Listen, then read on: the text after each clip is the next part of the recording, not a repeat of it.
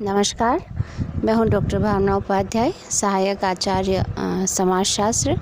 और आज हम बात करने वाले हैं भारतीय समाज के अंतर्गत व्याप्त समस्याओं में लैंगिक असमानता की। कहने को हम 21वीं सदी में रह रहे हैं और 21वीं सदी के भारतीय होने पर गर्व करते हैं, जो एक बेटा होने पर खुशी और जश्न मनाते हैं और एक बेटी का जन्म हो जाए तो शांत हो जाते हैं। यहाँ तक कि कोई भी जश्न नहीं मनाने का नियम बनाया गया है। लड़के के लिए इतना ज़्यादा प्यार कि लड़कों के जन्म की चाह में हम प्राचीन काल से ही लड़कियों को जन्म से पहले या जन्म के पश्चात मारते आ रहे हैं। यदि सौभाग्य से वो नहीं मारी जाती तो हम जीवन भर उसके साथ भेदभाव के अनेक तरीके ढूंढ लेते हैं। लैंगिक असमानता को समझने से पहले हम यह जान लें कि लिंग को किस तरह से स्पष्ट किया गया है। लिंग एक सामाजिक सांस्कृतिक शब्द है। सामाजिक परिभाषा से संबंधित करते हुए समाज में पुरुषों और महिलाओं के कार्यों और व्यवहारों को परिभाषित करता है, जबकि सेक्स शब्द आदमी और औरत को परिभाषित करता है, जो एक जैविक और शारीरिक घटना है। अपने सामाजिक, ऐतिहासिक और सांस्कृतिक पहलुओं में लिंग पुरुष और महिलाओं के बीच शक्ति के कार्य के संबंध हैं, जहां पुरुष को महिला से श्रेष्ठ माना जाता है। इस तरह लिंग को मानव निर्मित सिद्धांत समझना चाहिए, जबकि सेक्स मानव की प्राकृतिक या जैविक विशेषता है। समाजशास्त्रीय दृष्टिकोण से लिंग असमानता एक महत्वपूर्ण अवधारणा है, जिसका प्रयोग स्त्री पुरुषों के बीच सामाजिक, सांस्कृतिक, आर्थिक, धार्मिक, राजनीतिक, मनोवैज्ञानिक, शैक्षिक तथा अन्य ऐसी ही विशेषताओं और लक्षणों के आधार पर भिन्नताओं के क्रमबद्ध और व्यवस्थित अध्ययन, विश्लेषण और व्याख्या करने के लिए किया जाता है। लिंग भेद के अंतर्गत स्त्री और पुरुष के रूप में समानांतर एवं सामाजिक रूप से असमान विभाजन को संबंधित किया गया है। लिंग भेद की अवधारणा में हम स्त्री और पुरुष के बीच में सामाजिक दृष्टिकोण से जो भिन्नताएं हैं, मुख्य रूप से उनका अध्ययन करते हैं। भारतीय समाज के अंतर्गत लैंगिक असमानता का मूल कारण इसकी सामाजिक व्यवस्था में ही छुपा हुआ है। भारतीय समाज में पितृसत्तात्मक व्यवस्था पाई जाती है।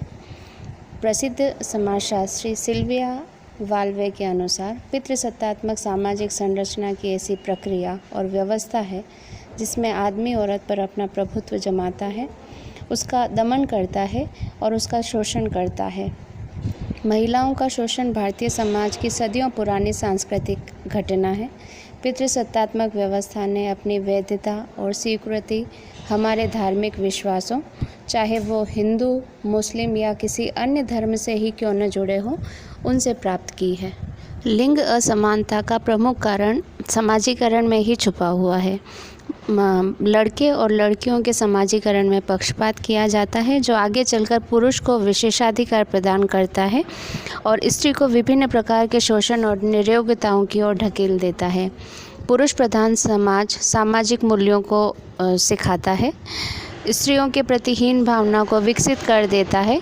सामाजिक और सांस्कृतिक प्रथाएं भी नारी शोषण को बढ़ावा देती हैं और लिंग असमानता का पोषण करती हैं।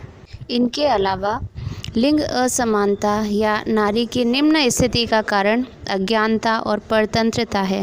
लिंग असमानता पुरुषों के द्वारा महिलाओं पर नियंत्रण करने का सोचा समझा सामूहिक प्रयासों एवं योजनाओं का परिणाम है। पुरुषों ने महिलाओं पर अपनी सत्ता को सामूहिक रूप से थोपा है।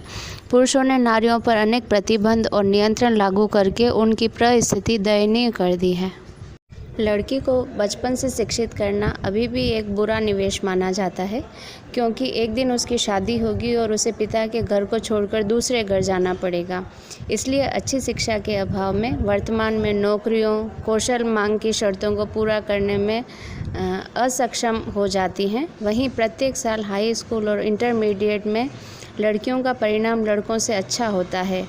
इसलिए ये विवेचन के आधार पर कहा जा सकता है कि महिलाओं के साथ असमानता और भेदभाव का व्यवहार समाज में, घर में और घर के बाहर विभिन्न स्तरों पर किया जाता है।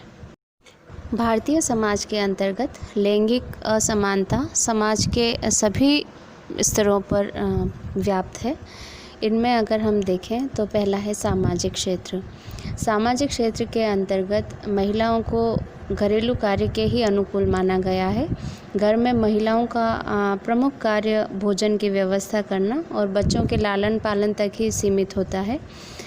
अधिकांशतः ऐसा देखा गया है कि घर के लिए या घर में जो भी निर्णय लिए जाते हैं उनमें महिलाओं की भागीदारी नहीं के बराबर होती। किसी भी मुद्दे पर उनसे किसी तरह की सलाह नहीं ली जाती। महिलाओं के मुद्दों से संबंधित विभिन्न सामाजिक संगठनों में भी महिलाओं की न्यूनतम संख्या लैंगिक असमानता के रूप को व्यक्त करती है। विज्ञान के क्षेत्र में भी अगर हम देखें तो वैज्ञानिक समुदाय में भी यह पाते हैं कि प्रगतिशीलता की विचारधारा पर आधारित होने के बावजूद भी इस समुदाय में भी स्पष्ट रूप से लैंगिक असमानता पाई जाती है। वैज्ञानिक समुदाय में या तो महिलाओं का प्रवेश ही मुश्किल से होता है या उन्हें कम महत्व के प्रोजेक्ट में लगा दिया जाता है। यह एक विडंबना ही है कि हम मिसाइल मैन के नाम से प्रसिद्ध स्वर्गीय एपीजे अब्दुल कलाम से तो परिचित हैं, लेकिन missile women of India Tessy Thomas के नाम से परिचित नहीं हैं। आर्थिक क्षेत्र में भी अगर हम देखें तो लैंगिक असमानता यहाँ पर भी स्पष्ट रूप से दिखाई देती है। यहाँ कार्यरत महिला और पुरुष के पारिश्रमिक में अंतर मिलता है। औद्योगिक क्षेत्रों में भी अधिकांशतः महिलाओं को पुरुषों के बराबर वेतन नहीं मिलता, उनसे कम वेतन दिया जाता है। और इतना ही नहीं, रोजगार के अवसरों में भी पुरुषों को ही प्राथमिकता दी जाती है। इसी तरह यदि राजनीतिक क्षेत्र की बात भी की जाए तो सभी राजनीतिक दल महिला और पुरुष समानीकरण की बात तो करते हैं, लेकिन कोई भी राजनीतिक दल लोकतांत्रिक होते हुए भी न तो वो चुनाव में महिलाओं को प्रत्याशी बनाना पसंद करते हैं और न ही दल के प्रमुख पदों पर उनकी नियुक्ति करते हैं। खेल के क्षेत्र में भी यदि देखें तो खेलों में मिलने वाली पुरस्कार राशि पुरुष खिलाड़ियों की बजाय महिला खिलाड़ियों को कम मिलती है। चाहे कुश्ती हो या क्रिकेट, हर क्षेत्र में भेदभाव हो रहा है। इसके साथ ही पुरुषों के खेलों का प्रसारण भी महिलाओं के खेलों से ज़्यादा होता है। मनोरंजन के क्षेत्र में भी यदि देखा जाए तो यह लैंगिक असमानता दिखाई देती है। अभिनेत्रियों को भी इस भेदभाव का शिकार होना पड़ता है। अक्सर फिल्मों में अभिनेत्रियों को मुख्य किरदार में नहीं समझा जाता और उन्हें पारिश्रमिक भी अभिनेताओं की तुलना में कम मिलता है। महिला प्रधान फिल्में कम ही बनती हैं। भारत में आज भी व्यावहारिक रूप से सर्वोच्च न्यायालय के आदेश के अनुसार संपत्ति पर महिलाओं का समान अधिकार है। इस पर पारिवारिक संपत्ति पर महिलाओं का अधिकार प्रचलन में नहीं है, इसलिए उनके साथ विभेदकारी व्यवहार किया जाता है। राजनीतिक स्तर पर भी पंचायती राज संस्थाओं को छोड़कर उच्च शैक्षणिक संस्थाओं में महिलाओं के लिए किसी प्रकार के आरक्षण की व्यवस्था नहीं है। वर्ष 2017-18 के नवीनतम आधिकारिक आवधिक श्रम बाल सर्वेक्षण के अनुसार भारतीय अर्थव्यवस्था में महिला श्रम शक्ति और कार्य सहभागिता दर कम है। ऐसी परिस्थितियों में आर्थिक मापदंड पर भी महिलाएं पुरुषों से कमतर ही आंकी जाती हैं। महिलाओं के रोजगार की अंडर रिपोर्टिंग की जाती है, यानी महिलाओं द्वारा परिवार के खेतों और उद्यमों पर कार्य करने को तथा घरों के भीतर किए गए अवैतनिक कार्यों को सकल घरेलू उत्पाद में नहीं जोड़ा जाता है। शैक्षिक कारक जैसे मानकों पर महिलाओं की स्थिति पुरुषों की अपेक्षा कमज़ोर है।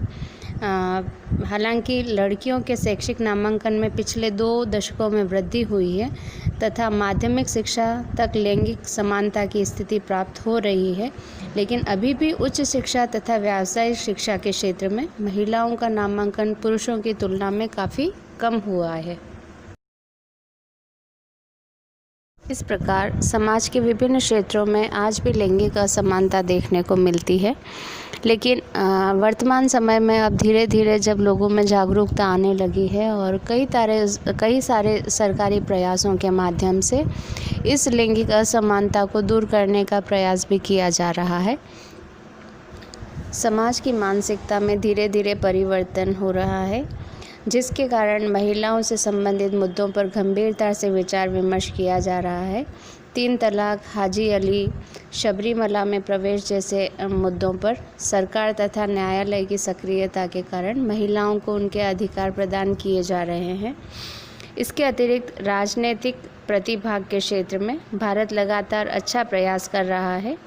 इसी के परिणाम स्वरूप वैश्विक लैंगिक अंतराल सूचकांक 2020 के राजनीतिक सशक्तिकरण और भागीदारी मानक पर अन्य बिंदुओं की अपेक्षा भारत को 18वां स्थान प्राप्त हुआ।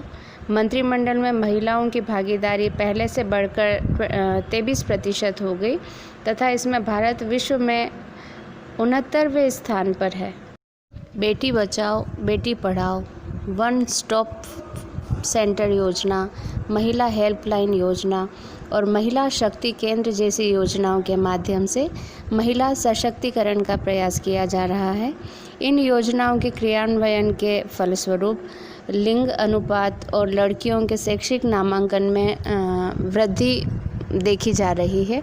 इस तरह सरकारी और गैर सरकारी संस्थाओं के प्रयासों से इस लिंग विभेदीकरण या लिंग असमानता जैसी बुराई को दूर करने के लिए प्रयास किए जा रहे हैं। आज का ये वीडियो यहीं समाप्त करते हैं। अगले वीडियो में फिर एक नई समस्या पर चर्चा करेंगे।